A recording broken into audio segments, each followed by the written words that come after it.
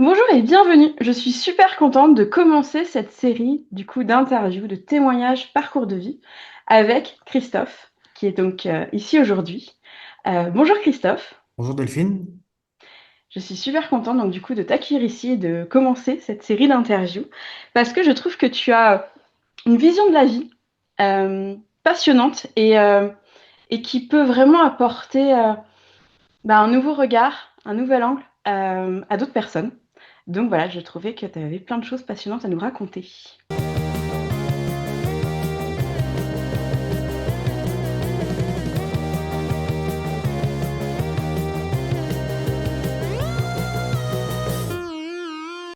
Est-ce que tu peux me dire qui tu es? Qu'est-ce que tu aurais envie là de dire sur toi? Je vais me présenter. Je m'appelle Christophe, j'ai 43 ans. Je travaille dans le milieu culturel pour une collectivité locale. Donc, mon métier, pour résumer, je m'occupe des associations culturelles, donc je les accompagne dans leurs projets, je les suis sur leurs événements. Je m'occupe aussi de tout ce qui est mise en valeur du patrimoine historique, donc visite de musées, monuments, balades urbaines. Voilà, et je m'occupe aussi entre autres, de programmer des événements, fête de la musique, salon du livre, voilà, puis tout autre festival. Ok. Alors, on a travaillé dans la même collectivité, Oui, c'est comme ça qu'on s'est connus. c'est ça. Et moi, ce que j'ai toujours trouvé assez bluffant, c'est que j'avais l'impression que tu étais inarrêtable. C'est qu'il y avait ce côté, on te voyait te déplacer avec ou sans ta canne, mais d'une manière surtout toujours autonome. Et quelque part, c'était bah ça je connais pas, et bah j'y vais quand même. Et je me contente pas quelque part de ce que j'ai. Je vais, si tu avais d'autres envies, bah c'était bah non, j'y vais. Pas non, c'est tellement plus confortable de rester là où je suis et de surtout rien bouger. Et j'ai toujours trouvé que tu avais ce côté de bah non, moi si j'ai envie, j'y vais quoi. Bah, tout à fait. Bah, quand on s'est connus, justement, à l'époque, je ne travaillais pas à la culture, on était dans le même service, donc affaires générales. Donc, ça regroupait donc, le service sélection, l'accueil famille, le service électoral, enfin tout ce qui était formalité. Et bah, en interne, justement, bah, effectivement, j'ai passé des concours de rédacteur territorial, donc ce qui a fait que on m'a proposé un poste qui correspondait au grade que j'ai obtenu. Et bah, quand on m'a dit la culture, bah, j'ai tout de suite dit oui, parce que consciemment et intérieurement, bah, déjà j'ai un baccalauréat littéraire. Et j'ai toujours été passionné d'histoire, histoire, patrimoine, géographie. Et la culture, c'est un domaine qui me correspond totalement. Et est-ce que tu as toujours senti en toi, ou est-ce que c'est quelque chose qui s'est développé au fur et à mesure des années, cette envie de, comme tu dis, tu as passé des concours en interne, tu aurais pu te contenter du job que tu avais ou de ce que tu te sentais capable de faire ou pas faire, et surtout de ne pas chercher à changer quoi que ce soit.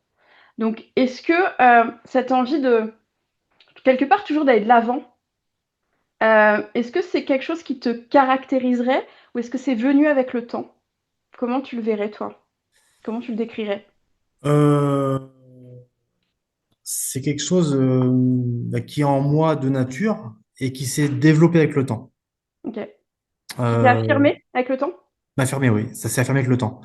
Mais c'était en moi de façon, on va dire, originelle et innée, Mhm. mais qui s'est mis en valeur, enfin qui s'est développé avec le temps parce que bah, déjà quand on a un handicap, on est par essence limité. On a voilà, on peut pas tout faire non plus. Faut aussi en être conscient. Et la société a tendance à, malgré ça, nous restreindre, nous freiner.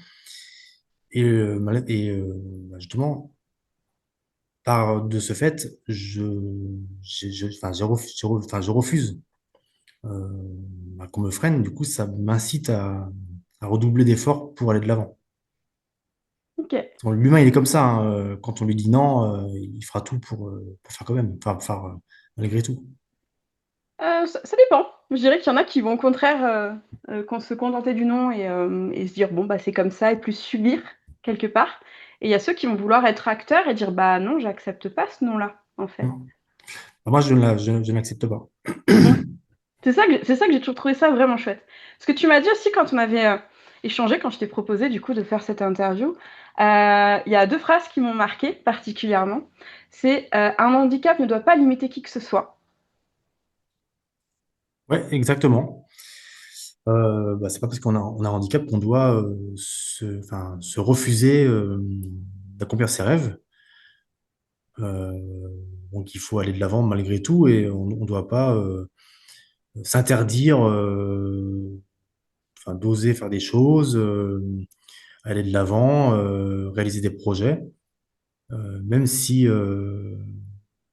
dans l'immédiat ça peut paraître un peu farfelu. Enfin, quand je dis à mon entourage que je suis guide touristique, les gens ils sont étonnés. Ils ont du mal à imaginer qu'une personne aveugle puisse guider, enfin faire des visites guidées. Complètement.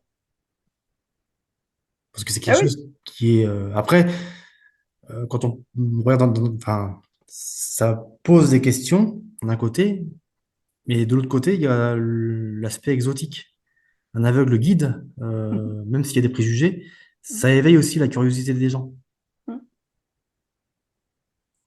Tout à fait. Et toi, quand tu parles justement d'éveiller la curiosité, c'est quelque chose qui te gêne ou c'est quelque chose que tu revendiques ou c'est quelque chose que tu acceptes? Qu'est-ce que... C'est quelque chose que j'accepte. Après, la curiosité, ça peut être un couteau à double tranchant. Ça peut éveiller une curiosité malsaine, mais aussi éveiller une curiosité saine et bienveillante. Mhm, Et moi, de mon côté militant, pardon, pas limitant, militant, c'est d'œuvrer pour justement faire envie aux gens. Quand des personnes me croisent ou que j'échange avec des gens, je fais en sorte que, étant non-voyant, on puisse faire envie aux gens. mhm. C'est leur montrer que quelque part, c'est que ce n'est pas ton absence de vue qui doit te freiner dans... Effectivement, il y a des choses comme conduire qui te seront impossibles, mais qu'il y a plein d'autres chemins qui peuvent t'amener à faire finalement ce que tu veux aussi. Justement, le fait de ne pas conduire, oui, c'est un fait, et c'est comme ça, voilà, il faut l'accepter. Mais d'où mon attrait pour le développement personnel, justement, il y a des solutions de remplacement, de contournement. C'est que je vis en région parisienne, et c'est une région justement où il y a tous les transports en commun possibles, et je peux aller d'un point A à un point B quand je veux, n'importe quand. Je suis entièrement autonome dans la région. Et je crois même que tu voyages aussi. Je voyage aussi, ouais. Tu vas même plus loin. Après, quand je dois aller en province, je prends le train. Euh, dans le passé, je faisais des compétitions de judo, parce que j'étais aussi en équipe de France de judo handisport. D'accord. Donc, ça m'arrivait régulièrement de prendre l'avion pour faire des compétitions à l'étranger, des compétitions handisport. Donc, je suis champion d'Europe handisport. Ok. J'ai fait aussi la Coupe du Monde. J'ai fait troisième à la Coupe du Monde. Bravo. Merci. Voilà. Puis après, en niveau régional, je faisais aussi des compétitions avec les valides. Ok. Donc, depuis très jeune, j'étais amené à me déplacer justement pour faire des compétitions. Ok. Euh, L'autre chose que j'avais retenue aussi, que tu m'avais dit, c'était que je me donne le droit d'essayer. Oui, exactement. Il faut essayer parce que il n'y a pas pire que le regret. J'ai pas envie de me retrouver quand je serai sur mon lit de mort. Je ne veux surtout pas avoir les fantômes du regret autour de mon lit. Mm. Voilà, je préfère mourir tranquille, en disant bah au moins j'ai essayé ce que j'ai voulu. Après, si je rate, c'est pas grave. Euh, on a le droit d'échouer. Et bah, quand on rate quelque chose, un projet, bah, on réessaye après. Si c'est deux fois, trois fois. Tous les grands de ce monde, les, les grandes femmes et les grands hommes qui ont entrepris des choses formidables ont essayé, elles ont échoué, elles sont tombées, elles se sont relevées. Euh, je pense bah, un enfant, quand il apprend à marcher, il tombe, il se relève, il tombe, il se relève, euh, sans qu'il ait honte d'être tombé. Bah, c'est pareil dans un parcours de vie. Bah, Thomas Edison, il a essayé 10 000 fois hein, avant de faire, avant d'arriver à fabriquer une ampoule. 10 000 fois. Il y en a eu des tentatives. Voilà, donc si c'était arrêté au bout de 10, 20 tentatives, aujourd'hui, on serait encore à la bougie. Mm, c'est vrai. Et comment est-ce que donc tu es aveugle de naissance Oui. et comment est-ce que tu as du coup développé tes autres sens? Est-ce qu'il y a des sens chez toi qui sont du coup plus développés? Alors, c'est pas qu'ils sont plus développés, c'est que je m'en sers plus, Ok. notamment de l'audition. Mm, Alors, j'entends pas forcément mieux qu'un voyant, c'est que l'ouïe est plus en alerte. ok. Du coup, oui, je peux entendre des choses qu'une personne voyante n'entendra pas parce que je suis privé de la vue et du coup, je suis concentré sur l'audition. Mm, mm, Et mm. bah après, pareil avec l'odorat, enfin, le toucher, c'est des sens, oui, qui compensent. Après, il y a aussi des sens, bon, il y a les cinq sens qui sont l'ouïe, la vue, le toucher, le goût, l'odorat. Il y a aussi des sens plus secondaires comme ce qu'on appelle la proprioception ou la kinesthésie. C'est le fait de sentir son corps dans l'espace Ok. pour apprendre justement à se repérer, se mouvoir. Et j'ai de la chance d'avoir une prédominance kinesthésique, ce qui fait D'accord. que je suis à l'aise dans l'espace. D'accord. Ok. Ce qui explique que du coup, effectivement, quelque part, toi, d'aller dans un lieu inconnu, euh, va nécessiter peut-être une autre préparation qu'un voyant, mais c'est pas quelque chose qui va te bloquer en te disant bah non, je ne connais pas ce lieu, donc je n'y vais pas.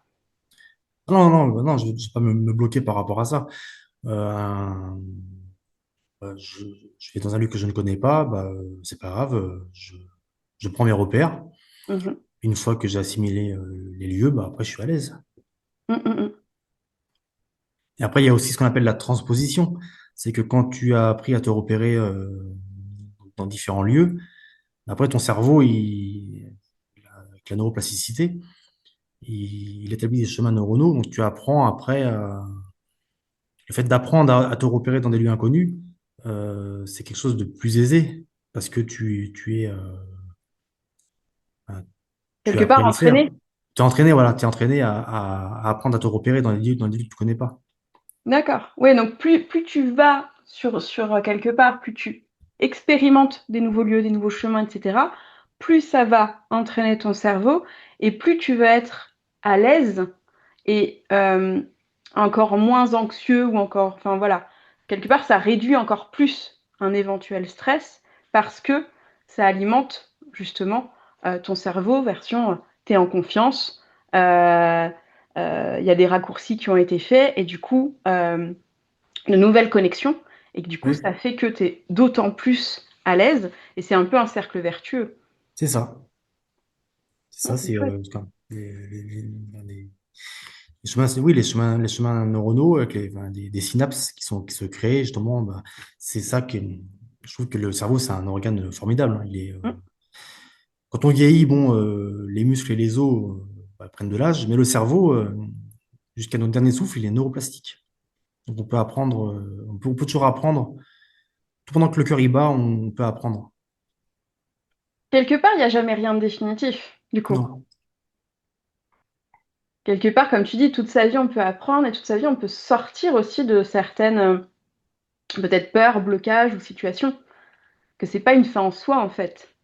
Non, Tu as toujours ce côté, pareil, ce côté aussi résilient.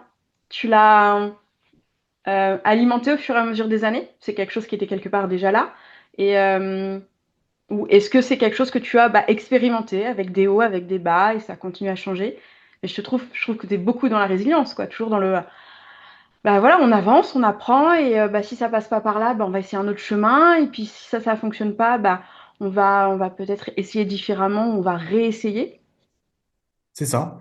Bah, la résilience, moi, oui, elle est venue avec le temps. Bah, déjà, le fait de naître avec un handicap, forcément, ça incite à persévérer, à prendre des méthodes de contournement pour continuer à avancer.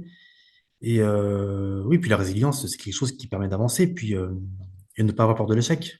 Et tomber, se relever. D'ailleurs, le judo m'a beaucoup appris et m'a beaucoup aidé à Ah, avancer. Parce que déjà, en judo, la première chose qu'on apprend, c'est à chuter. ouais. On apprend d'abord à chuter. Et après, l'apprentissage, on apprend les prises, la compétition. Voilà. Puis là, là, je vais donner un exemple. D'ailleurs, j'ai pas honte de le dire, hein. En octobre dernier, j'ai passé le concours de rédacteur principal. Mhm. Euh, j'ai échoué aux écrits. Bah, pas de très loin, hein, mais voilà. Donc, après, je me dis, c'est pas grave. Je vais, je vais me réinscrire pour une prochaine session et je vais réessayer. Et si ça passe, c'est bien. Mais si je rééchoue, bah, tant pis. Je réessayerai après. Et, je revendique ce droit à l'échec Mhm. parce que quand n'ose pas essayer de peur d'échouer, bah, on n'avance pas. On n'avance pas et aussi mon niveau, j'essaie de sensibiliser euh, le monde à oser essayer, quitte à échouer. Parce que c'est vrai qu'on est dans une société qui ne tolère pas l'échec. Mhm. Du coup, les gens, enfin, les personnes s'inhibent. C'est dommage. Complètement. Non, je suis tout à fait d'accord avec toi. C'est vrai qu'il y a cette, culturellement, il y a cette course à la réussite à tout prix et on ne voit que les réussites. Et C'est on ça. voit pas forcément le parcours, même si je trouve qu'il y a une nouvelle tendance où on commence à parler justement du parcours qui n'a pas été, qui a été même plutôt sinueux, qui a été plutôt aléatoire, qui a été plutôt avec des hauts, avec des bas, voire parfois chaotique, pour arriver à cette réussite. Mais en tout cas, c'était pas quelque chose de linéaire. Non. Maintenant, je trouve qu'on commence à en parler dans certaines sphères. C'est vrai que moi, je suis plus dans le développement personnel, donc voilà, je suis des personnes en tout cas qui en parlent. Mais je suis d'accord que culturellement, il y a toujours ce côté, faut réussir, et il faut réussir idéalement du premier coup. Et il faut réussir d'une manière continue et exponentielle. Ouais. Michael Jordan, quand on dit que c'est un grand champion qui a réussi, oui, c'est un grand champion. Mais il dit qu'il a raté plus de 10 000 paniers, hein. Oui, il s'est pas venu tout seul, quoi. Un jour, il s'est pas levé et puis hop, tout de suite, il devient un grand champion. C'est que derrière, comme tu dis, il y a vraiment cet entraînement, cet essai, ce différents chemins, différentes intersections de vie aussi. Il y a des moments, on choisit d'autres chemins. Et des moments, on insiste aussi pour dire, bah non, moi j'ai décidé que j'y arriverai sur ce truc-là, donc je m'accroche et je réessaye. Euh, Toi, est-ce que tu as encore un but, un rêve? Est-ce que tu as un truc, tu vois, qui te maintient, tu vois, au bout en disant, si moi ce truc-là, je vais l'obtenir. Qu'est-ce qui t'alimente quelque part? Qu'est-ce qui allume ton feu de vie? De progresser. Mhm. Pas arriver à un sommet, Ok. parce que quand on arrive à un sommet, ça veut dire qu'il n'y a rien au-dessus. Et quand on se dit, bah, je suis arrivé là, après on se repose sur ses acquis et on régresse. Mhm. Donc toi, c'est vraiment la progression. La progression. Ok. Euh, Est-ce qu'il y a eu, quand tu disais aussi que du fait d'être né avec un handicap, ça semblait normal, entre guillemets, d'avoir trouvé d'autres chemins de contournement, etc. Moi, j'ai envie de te dire, d'un autre point de vue, je peux croiser des personnes, alors euh, tout profil confondu, qui vont justement se cacher derrière soit un handicap, soit une histoire, soit un parcours XY, soit quelque chose qui leur appartient, et qui vont se cacher derrière justement ça en disant, bah non, puisque j'ai ça, je ne peux pas faire ça. Ou puisque j'ai ça, je dois me contenter de ça. Ouais, Euh, je pense que c'est pas inné, si tu veux, à tout le monde. non, après, c'est un état d'esprit. Alors c'est dommage parce on n'est pas responsable de ce qui nous arrive à la naissance, mais on est responsable enfin, on est responsable de notre futur, De ce qu'on crée, de ce qu'on crée. finalement. Mm. Voilà. Et après, bah, ces personnes-là qui ont une histoire et qui se cachent derrière ça, bah, bon, étant optimiste, je souhaite que ces personnes changent d'état d'esprit et que après rien n'est immeuble, hein, elles peuvent justement adopter un état d'esprit de développement pour évoluer. Mm, mm, mm, mm. Tout à fait. Ah, mais complètement. Mais comme, tu vois, comme il y en a qui vont avoir des douleurs chroniques, il y en a qui vont justement aussi avoir un handicap visible ou même invisible, et qui Oui, vont du coup moi je suis sur beaucoup de groupes au niveau notamment groupe neurodéveloppement, etc. Et du coup, ah, mais puisque j'ai ça, ça, je peux pas. Et tu vois, et moi, ce discours-là, je trouvais que justement, tu ne l'avais pas. Et c'est ça qui m'a plu. Parce que, oui, il y a une réalité, comme tu dis, de conduire bon, dans cette réalité-là, en tout cas, dans ce monde-là, ça va être compliqué. Néanmoins, comment tu peux quand même continuer à progresser, à faire ce que tu veux, à faire un job que tu aimes, à avoir une vie personnelle qui t'épanouit, à pouvoir voyager, à pouvoir guider les autres. Et ça te permet quand même de le faire, quoi. oui. Après, mon handicap, j'ai la chance qu'il me donne pas de douleurs chroniques. Mm, Après, les personnes qui ont des handicaps qui provoquent des douleurs chroniques, si elles sont, si ça les empêche d'avancer, bah, je les juge pas parce que enfin, je me mets à leur place. Si tu as des douleurs chroniques, notamment articulaires ou musculaires, qui te font souffrir, oui, j'imagine ce que ça peut provoquer. ah, oui, c'était pas du tout pour juger hein, mon propos. C'était Ah, juste non, pour, non, ah, non, non, je sais bien. Non, non, mais... c'était pour expliquer que si tu veux, c'était pour montrer un éventail de possibilités et que certaines personnes vont être bloquées par ça euh, de manière, si tu veux, définitive, tu vois, même dans le temps, qui vont Ouais, du coup s'empêcher de rêver, s'empêcher de faire d'autres chemins, ouais, c'est vrai. s'empêcher d'être heureux avec ce bagage-là, en fait, quel qu'il soit. C'est dans ce sens-là. Ah bah non, de toute façon, il faut pas s'empêcher d'être heureux. Puis, moi, j'ai pas honte de le dire, hein, ça m'arrive de temps en temps de consulter des psychologues Mhm, parce que il y a des situations, il y a dans mon parcours, ça m'est déjà arrivé d'essuyer des rejets, des refus et émotionnellement, c'est lourd à porter. bien sûr. Et bah, parler à un professionnel, c'est quelque chose qui m'aide. Tout à fait. D'ailleurs, notamment Teddy Riner, Mhm, euh, qui est 10 fois champion du monde, bon, il a ses entraîneurs, mais il a aussi un coach mental bien pour sûr. justement l'aider à avancer. Et pourtant, Teddy Riner n'a pas de handicap. Mm. Et ça, c'est encore quelque chose de tabou, la santé mentale. Mais non, il faut. Enfin, parce que le rejet, bon, c'est vrai que bon, mon handicap dans mon parcours a provoqué ça m'est déjà arrivé d'essuyer enfin, des rejets, des préjugés. Mm.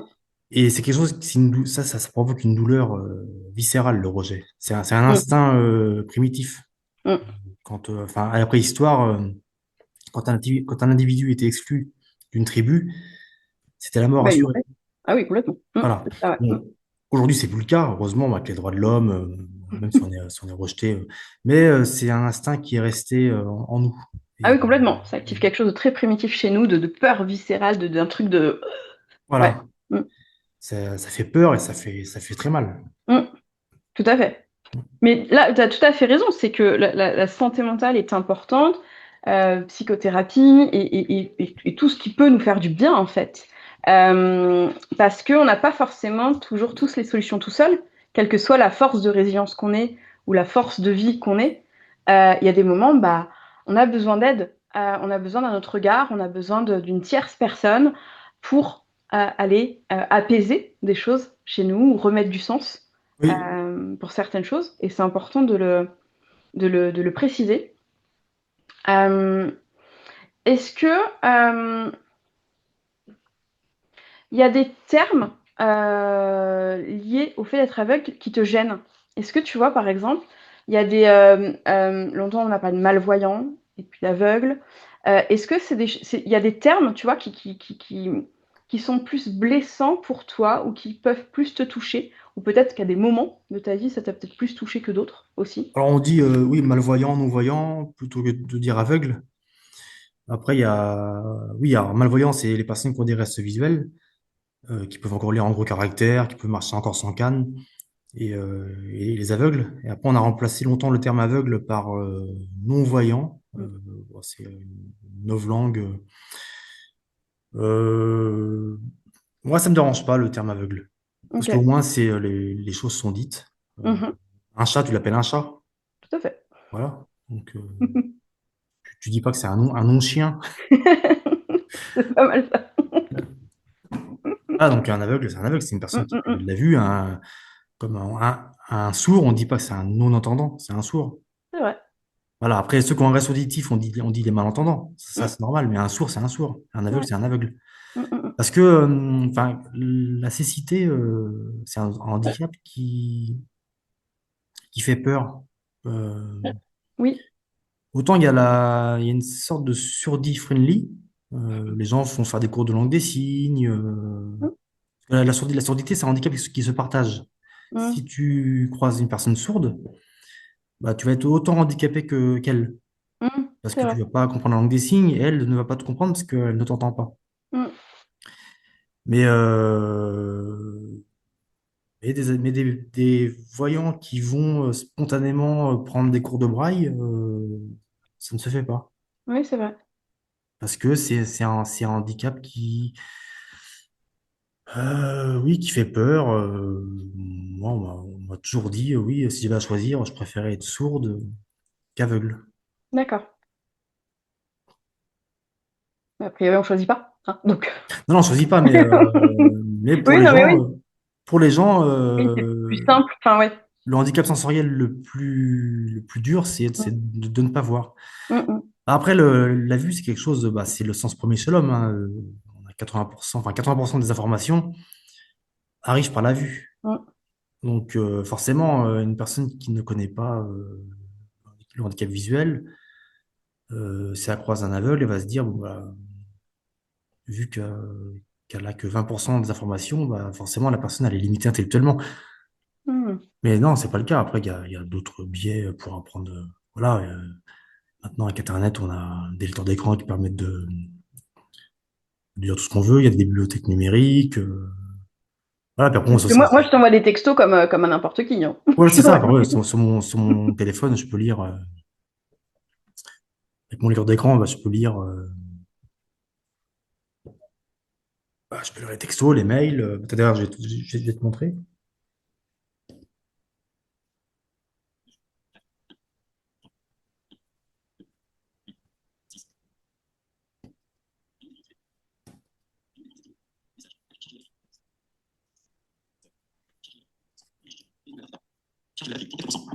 Voilà. Je sais pas si on entend bien.